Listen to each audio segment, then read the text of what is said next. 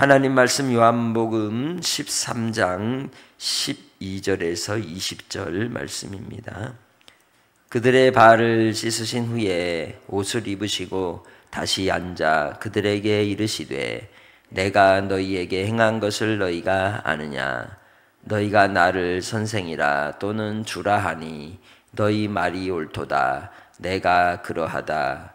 내가 주와 또는 선생이 되어 너희 발을 씻었으니 너희도 서로 발을 씻어주는 것이 옳으니라. 내가 너희에게 행한 것 같이 너희도 행하게 하려 하여 본을 보였노라.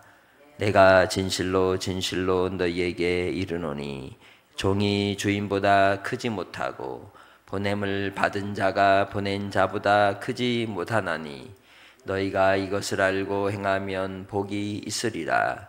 내가 너희 모두를 가리켜 말하는 것이 아니니라. 나는 내가 택한 자들이 누구인지 알미라. 그러나 내 떡을 먹는 자가 내게 발꿈치를 들었다 한 성경을 응하게 하려는 것이니라. 지금부터 일이 일어나기 전에 미리 너희에게 일러둠은 일이 일어날 때에 내가 그인 줄 너희가 믿게 하려 함이로라. 내가 진실로 진실로 너희에게 이르노니 내가 보낸 자를 영접하는 자는 나를 영접하는 것이요 나를 영접하는 자는 나를 보내신 이를 영접하는 것이니라. 아멘. 오늘도 신실하신 하나님께서 우리에게 소망의 약속을 허락하여 주시는 줄 믿습니다. 우리는 예수님을 믿고 그 주님을 따라갑니다. 믿는다라고 하면 그저 생각으로 수긍하고 시인하고 인정하는 것이 아니라 삶과 행동을 통하여 그 길을 따르는 것까지 순종하는 것까지를 포함하여 믿는다 이렇게 얘기하는 것이죠. 그것을 우린 언행일치적 신앙이라고 얘기할 수 있습니다. 우리의 삶의 자리에서 내가 정말 말과 행동으로 일치되게 신앙하는가? 하나님을 믿는 자로 주님 안에 오늘도 사는가? 하루의 시작을 통해 점검하며 살아가는 성도들이 되시기를 바랍니다. 그러려면 생각을 해야 합니다. 생각 없이 살면 그저 흘러가는 물에 떠내려가는 죽은 물고기와 같은 겁니다. 항상 생각하며 깨어있어 주의 뜻을 분별하고 순간순간마다 하나님 앞에 살피는 겸손한 지혜자들이 되시고 분별력 있는 영적 삶의 사람들이 되시기를 주님의 이름으로 축복합니다. 그 깨어있어 우리가 생각한다는 것은 무엇을 생각하는 것일까요? 보여지는 대로 들려지는 대로 생각하는 게 아니라는 거죠. 보아야 할 것을 보고 또 들어야 할 것을 들으며 주께서 깨닫게 하시는 바를 분별하여 그 말씀을 따라 시대를 잘 파악하고 헤아릴 줄 알아야 한다는 겁니다. 왜 그렇습니까? 지금은 무슨 시대냐? 말세이기 때문입니다. 바로 이 말세를 고통하는 때라고 말씀하고 있죠. 그 고통하는 때를 주님 예수 안에서 평강 가운데 승리하기 위해서는 분별력 있는 삶을 살아야 한다는 겁니다. 그 분별 있는 삶을 통해 우리에게 보여주시는 모델이 예수 그리스도이시죠.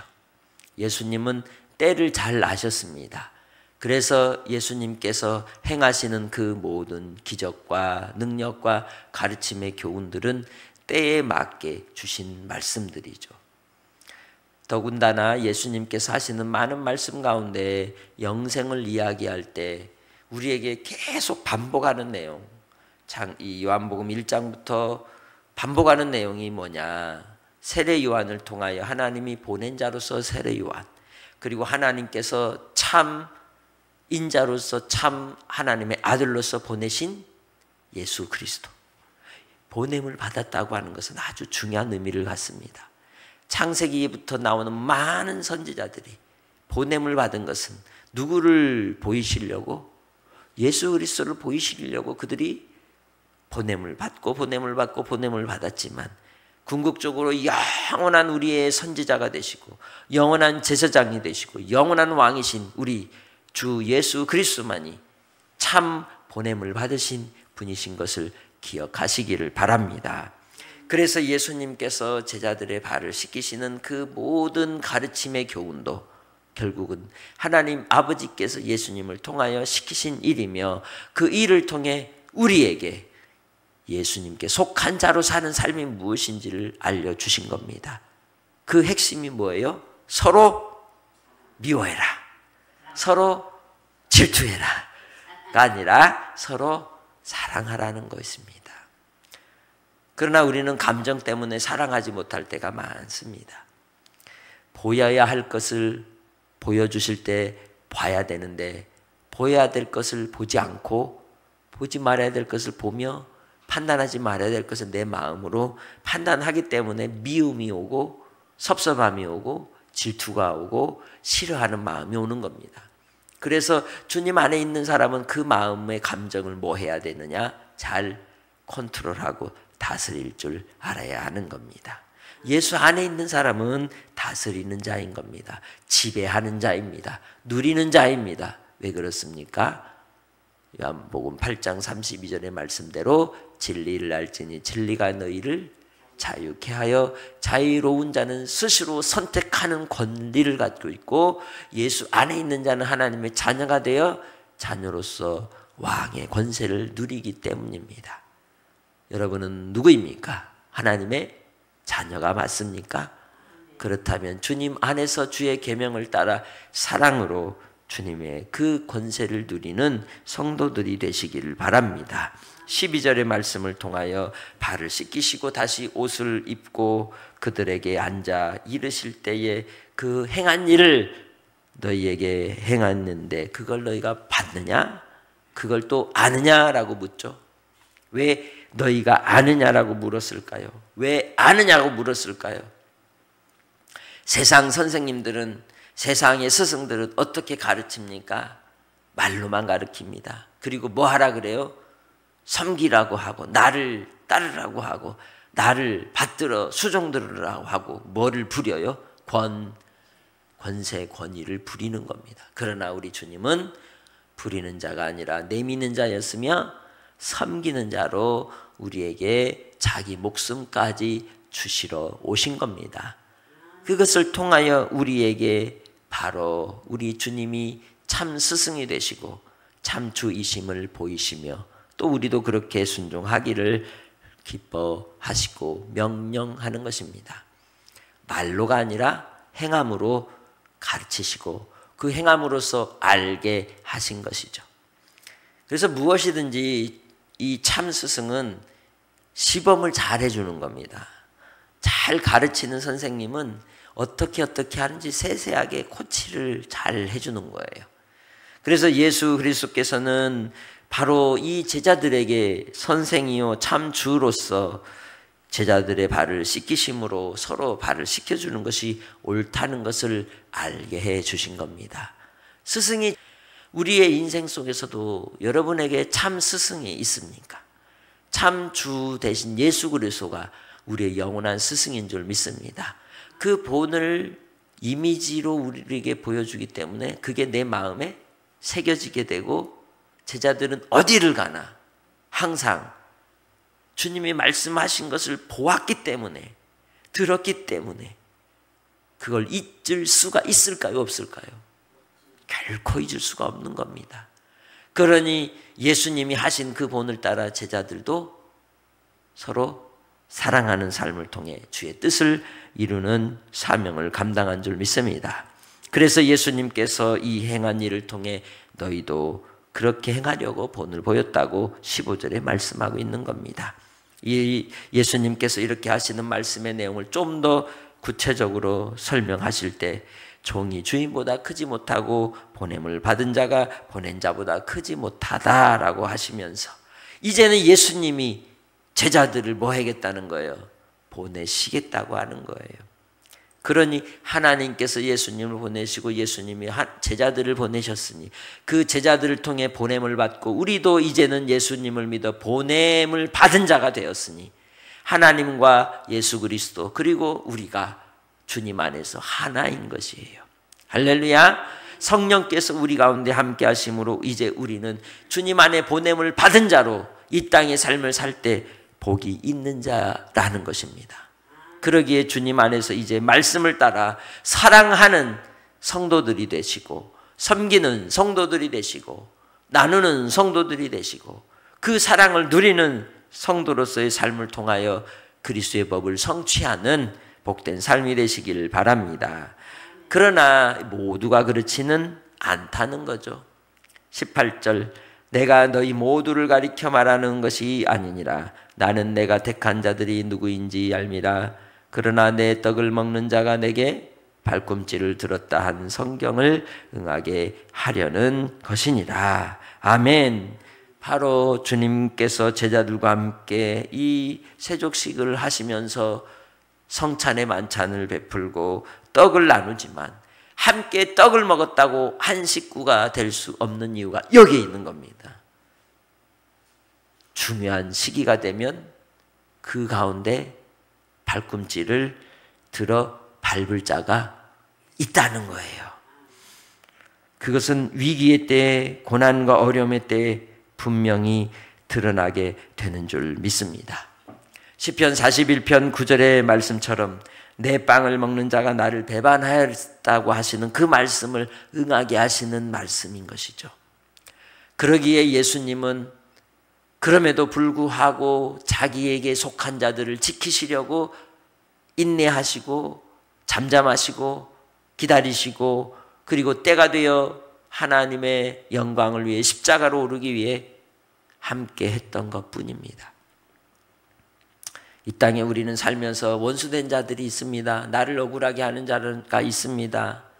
그리고 나와 정말 친한 사람이고 믿을 만한 사람이라고 생각했던 사람이, 철석같이 믿었던 그 사람이 나를 뭐 할 때가 있어요? 배신할 때가 있어요. 그때 18절을 기억하시기 바랍니다. 그래, 같이 떡을 먹었다고 다 내 식구는 아니다.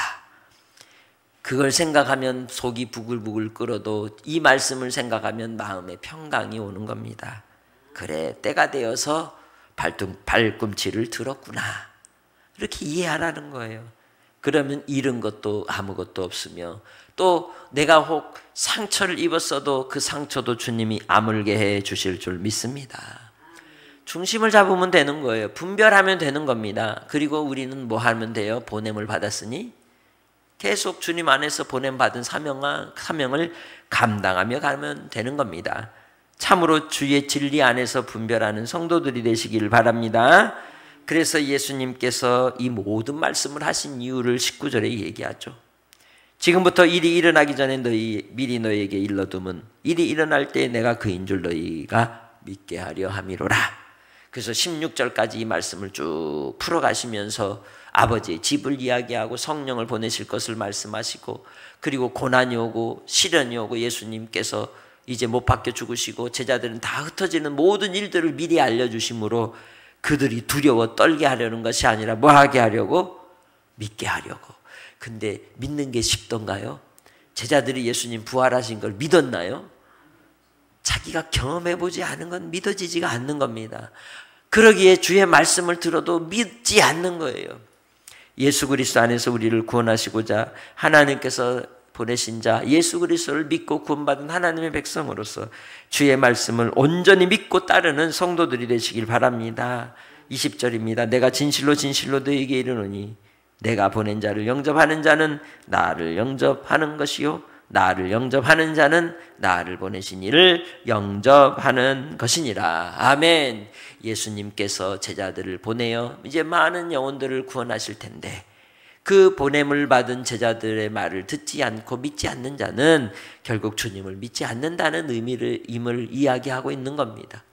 기록된 성경의 말씀을 통하여 우리에게 하나님께서 보냄을 받은 자를 통하여 말씀이 선포되고 그 말씀으로 복음을 전해도 그 보낸 자를 영접하지 않는 것은 주님을 영접하는 것이 아님을 분명하게 우리에게 보이고 계시는 것이죠. 그러니 우리는 예수 안에 속한 자로 주 안에서 사시길 바랍니다. 예수로 말미암아 항상 우리가 보냄을 받은 자라는 걸 기억하십시오. 여러분도 보냄을 받은 자입니다. 오늘 주님 안에서 보냄을 받은 자로서 주의 말씀을 전할 때, 복음을 전할 때, 그리스도의 사랑을 전할 때 받든지 아니 받든지 그가 받아들이면 누구를 받아들이는 것이에요? 나를 받아들이는 것이 아니라 예수 그리스도를 받아들이는 것임을 기억하고, 혹 복음을 전하다가 거절을 당해도 실망하거나 창피하게 생각하거나 혹은 낙심하지 말고 누구를 받아들이지 않았다? 우리 주님을 받아들이지 않았구나라고 생각하며 우리의 후광이 되시고 우리의 든든한 백이 되시고 우리의 인도자가 되시는 하나님 아버지로 인하여 찬양과 영광을 돌리며 승리하는 복된 한 날 되시기를 주님의 이름으로 축복합니다. 하나님 아버지 감사합니다. 주께서 베푸신 은혜로 오늘 한 날을 살 때에도 아버지 하나님을 끝까지 믿고 따르며 주님 안에 살기 원합니다. 역사하여 주옵소서.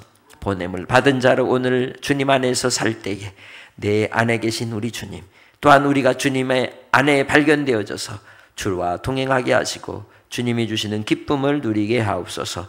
오늘 한 날도 주님이 책임져 주시고 역사하여 주실 줄 믿사옵고 감사하며 예수님의 이름으로 기도합니다. 아멘.